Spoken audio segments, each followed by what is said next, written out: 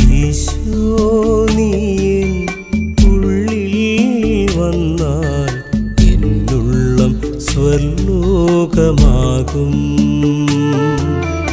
ഈശോ നീ മനസ്സിൽ വന്നാൽ ഞാനാകെ നീയായി മാറും.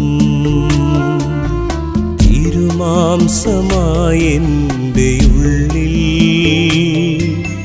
തിരുരക്തമായെൻ്റെ ഹൃത്തിൽ, തിരുജീവനേകുന്ന കരുണാമയ എന്നിൽ തിരുഭോജ്യമായി നീ